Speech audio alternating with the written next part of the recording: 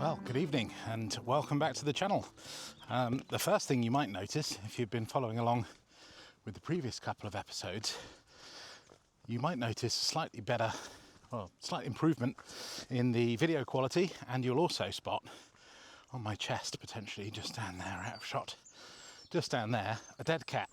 That's right, I pulled the trigger, so to speak, on some new camera gear. I took into the London Camera Exchange in Chichester, highly recommended, company I've used for, well, basically my whole life. And I took in, 3 or 4 different cameras, SLRs, DSLRs, and some other bits and pieces. And I exchanged it all for 2 DJI cameras, plus some accessories. So I'm talking to you right now on my new Pocket 3 Osmo, and speaking to you through my new DJI microphone. And more importantly, I am currently, me and Molly, making our way up to the west side of Butser Hill. So we're speaking to you from Butser Hill in Hampshire today. Butser Hill is the the highest spot in Hampshire, and the second highest spot in the South Downs National Park, the highest being Black Down. And Molly and I, just because timing's difficult on a Thursday evening, it's been a very busy day, we're coming out for an evening walk. And actually, I think this could be something quite special, because we've got good weather, although it's been raining most of the day. It's been dry for a number of hours now, and it's nice and sunny, so I think there's a good chance we're going to get a really cracking sunset. And this is a walk that I've done many times over the years, and it's a really special one in all weathers. Perhaps one of the best times I've ever done it was very early one morning. Set off probably, we were here probably about 6 o'clock in the morning or so, and it was frosty and snow. There was actually snow up on the peak of Butser. That was probably one of the nicest times. But, guys, check this out. Look at this view. This is where we're at this evening. I'm just getting used to the camera controls, so bear with me. But should be able to do some panning.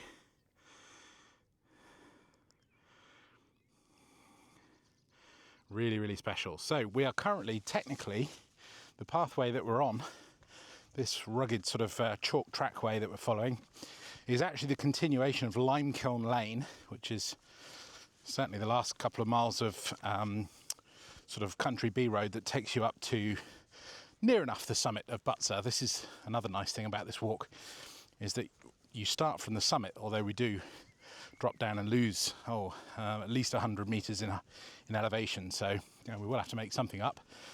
But yeah, this is actually a byway, so occasionally it is possible to see motorbikes, trials bikes coming up and down here. I think at this time of night we should be okay, but Molly's always pretty close by and you can usually hear them coming.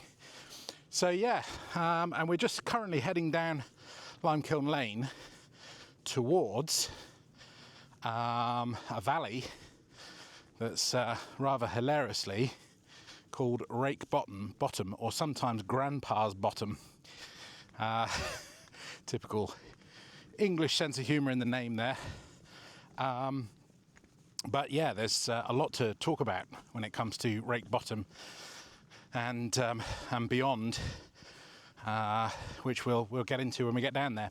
Now, so for the next few hundred meters, guys, this path is pretty much enclosed, so there won't be a whole lot to see. We'll get down to the 200 meter mark, and there is a little cut through that takes us from this track onto a quite narrow but very spectacular little path that will skirt us around and bring us into the escarpment valley of Rake Bottom. So I will join you again in just a moment when we're there.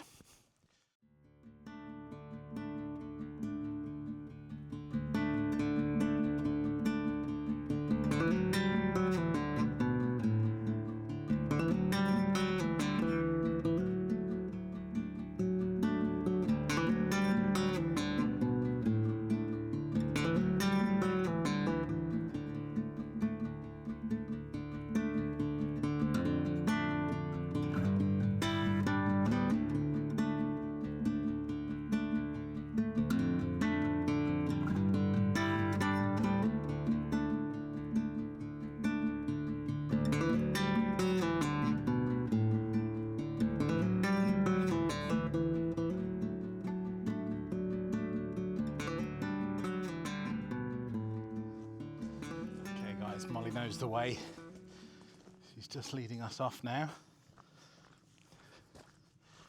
Through here.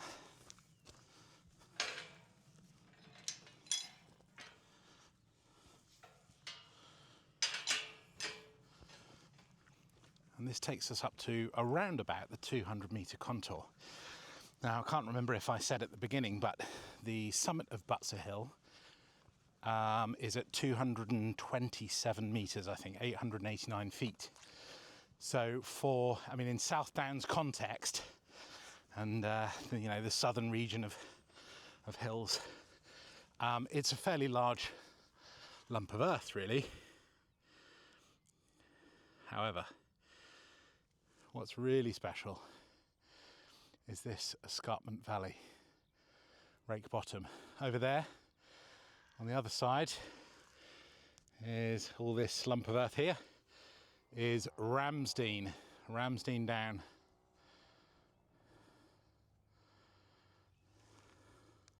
There we are, spoke too soon on the motorbikes. Just a small group of them just came down Limekiln Lane and they've headed off now down the valley. So we're looking approximately north at the moment, up Rake Bottom Valley. As I say, it's a spectacular escarpment valley, very unusual for the area. There's really not many of these types of features in the South Downs National Park, so this is really quite a special one. And when I first visited this valley, maybe 20 years ago now, I naively assumed that it was a glacial moraine because the size of it and the kind of, the depth and the spectacularness of it for the area. I couldn't think of anything that would have, caused this much erosion if it wasn't a large glacier. Now, in fairness, I think in the Pleistocene epoch, 2.6 million years ago, geologists believe that Butser Hill probably did house a very large ice cap, and that some of the preliminary erosion for this valley was probably started by glacial runoff 2.6 million years ago.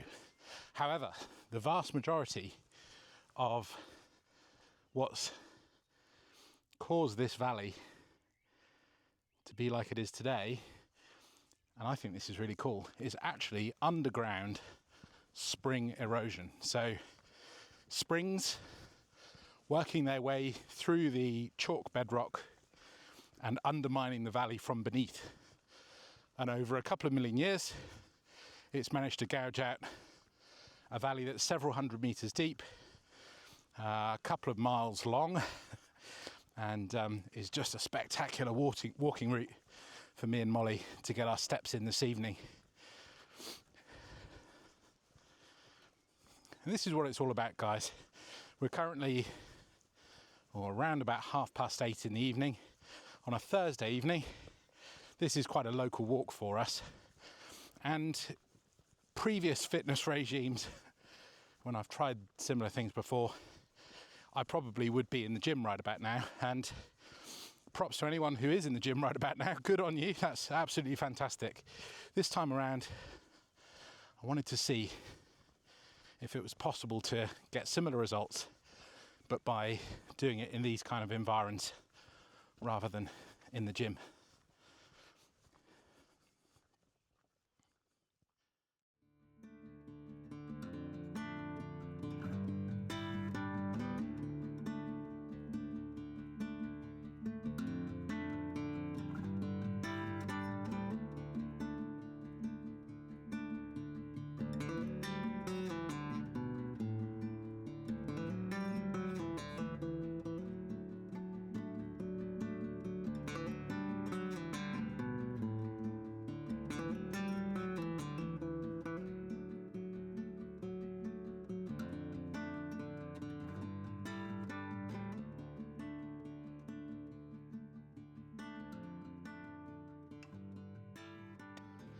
Okay guys, we're nearly at the head of the valley, so the point closest to Butser Hill itself, which is just in front of me here. We're going to be taking a path to my left hand side, which is going to take us around Ramsdean Down over here. We're basically going to head towards the sun there, and right about where my finger is, that's where we're going to end up on the escarpment, and we'll start working our way up the ridge, up Ramsdean Down from that location. And as seems to have been the way with the previous two videos, we've also got some history to potentially take a look at, because there are three, I believe, tumuli at the top of that ridge, which are probably Iron Age burial sites. And according to the map, the tumuli are still there. I can't recall the last time I was there. I wasn't looking for them. I can't recall if I have ever seen them there or not, but we should go and find out for the sake of the channel. So yeah, stay tuned. We'll pick this up again once I'm round on Ramsdean Down.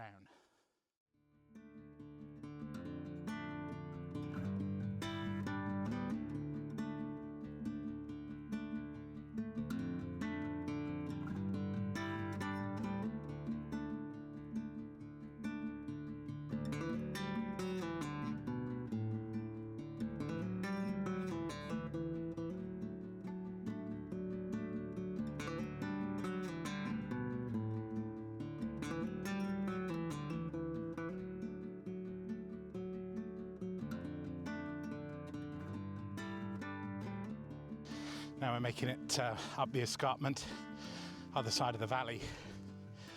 We are, from our perspective, we've lost the sun behind the ridgeline. However, I think probably 15 minutes time, we should be hitting or reaching the end of the ridge here. And I think all will become clear and sunny once more. Spectacular evening views across the valley. In that direction, you may be able to see the masts on the horizon there. That's called Butser Hill, and there's another Iron Age tumulus at the top of that, another Iron Age burial site, and all of these presumably Iron Age noblemen and women and their descendants, county kings and queens. Amazing, really.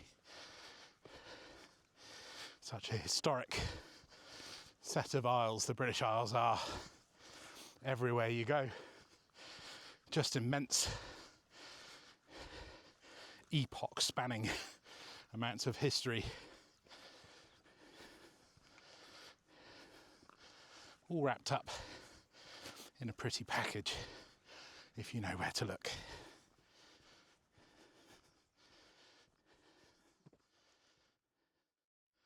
So here we are now, looking back up the valley. Over the way there is the escarpment that we worked our way down, the 200-metre contour around here. Made our way to the head of the valley, and now we're working our way back up to the end of Ramsdean Down, which is what we're currently stood on.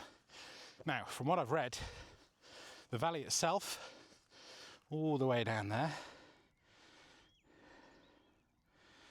there we are, the valley itself is sort of zigzag shaped, and the reason for that, so I've read, is that both the river Rother, easier to write than read, the river Rother and the river Meon have both at different times had influences on the springs that forged this valley.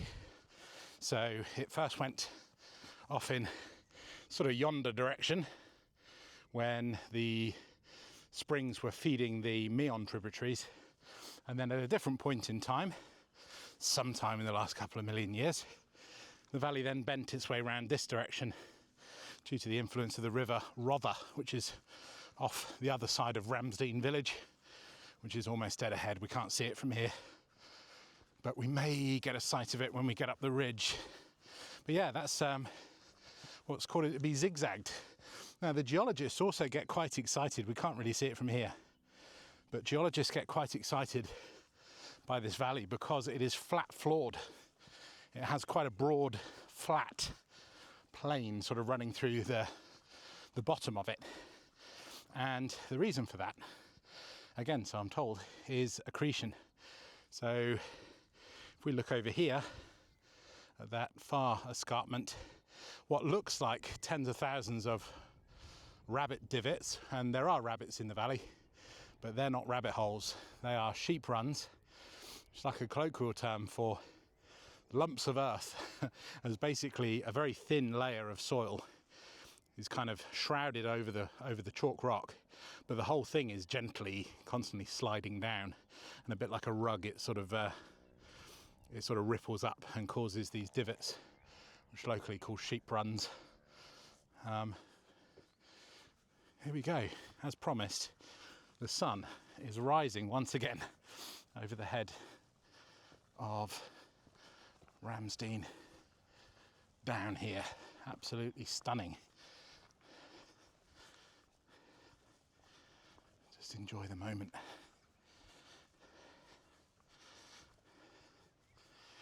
Definitely gets my heart rate beating, this walk. It's only just over 4 kilometres. Very similar to all the walks I've been doing this week. Just sort of easing into it. I'll give Molly some privacy there. Just a number 1, nothing to clean up. There she is.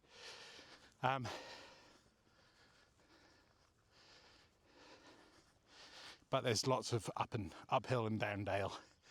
So it definitely gets the heart rate going a little bit, which is great. It's exactly what we want. So here we are, nearly on the end of the escarpment, and up somewhere in these bushes are 3 Iron Age burial sites. So let's take a little wander up and see what we might be able to find here.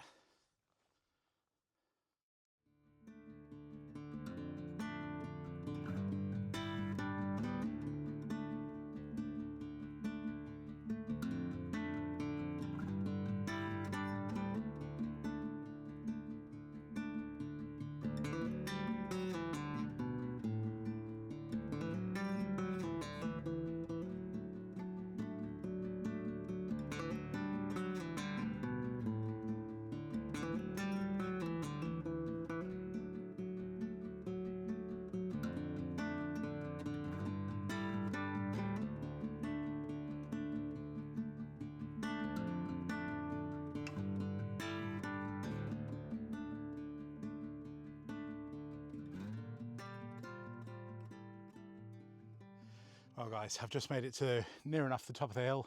We're very, very close back up to Butser summit now. So absolutely breathing out of my behind. But we have found the Iron Age burial sites, the tumuli, 3 of them. And here's the site.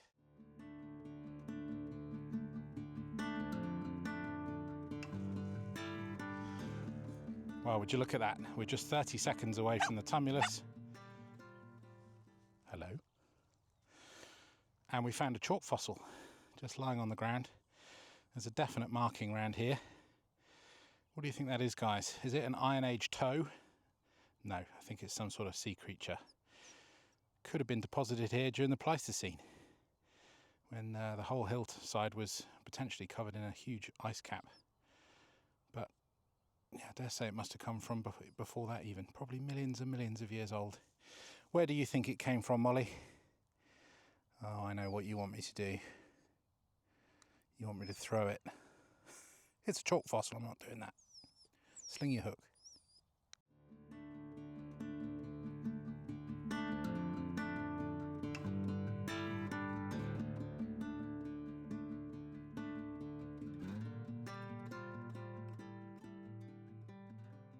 So here's a fun fact for you. Only fools and horses, if there's any fans out there. Sorry, there's some motorbikes in the distance if you can hear those. Filmed one of their maybe most famous episodes up here. I think possibly behind me, near this tree, just right behind where we stood. I think the episode was called 3 for Tea, And it was the one where Rodney managed to persuade Del Boy into a paraglider that they then took off from Butser Hill. The whole idea was that he was supposed to stop it at the last minute by faking there being a phone call on their new, car phone in the van. And of course, Rodney forgot all about the car phone bit. That was filmed up here. So guys, it's enough movie trivia, TV trivia. Let's have a look at some TV antennas instead. We're very, very close to the summit now. The summit's just over there at the trig point. But in front of us is by far the biggest landmark on top of the hill here. Butser Hill itself, if you're not familiar, it's a big plateau hilltop. So it's quite a flat, wide area of several acres. I mean, I think the whole estate is 550, 560 acres. But up here is quite large. Since the Iron Age times, it was farmed for wheat. There's been an antenna here since the 1950s, according to OS maps. And then Hampshire County Council bought the hill in the 1960s, 1965, I think. And they've been running it as a site of special scientific interest and special area of conservation and designated national park and all the rest of it. So yeah, the mast was originally to do two things. One was to relay radar signals for aircraft from Southampton up to London, where the Central Air Traffic Control Centre was in the 1960s, and sort of notionally still is. And then also to relay TV signals from the studios, BBC, in London down to Southampton, down to the Thornhill site, I think it was, from here. So yeah, there's been a mast here for a long, long, long time, 70, 80 years.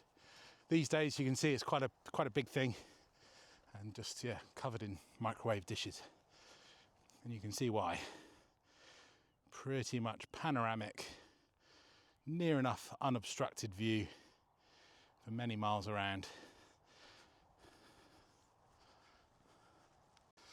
Well guys, we're just approaching the Roundhouse Cafe, which means we're near enough back at the car park, although we're parked out on the lane just a little bit outside. But it does mean time for Molly to go back on her lead. So thanks once again for joining us on episode 3 of Hillbound Heavy. If you're enjoying it, I mean, if you're still here listening to this, which I know maybe one or two of you will be, then drop a like, drop a comment, helps the algorithm. And just more importantly, let me know what you think. Because, these videos are a mess, really. I'm talking too much. Videography leaves a lot to be desired, all the rest of it. So give me some hints, give me some tips.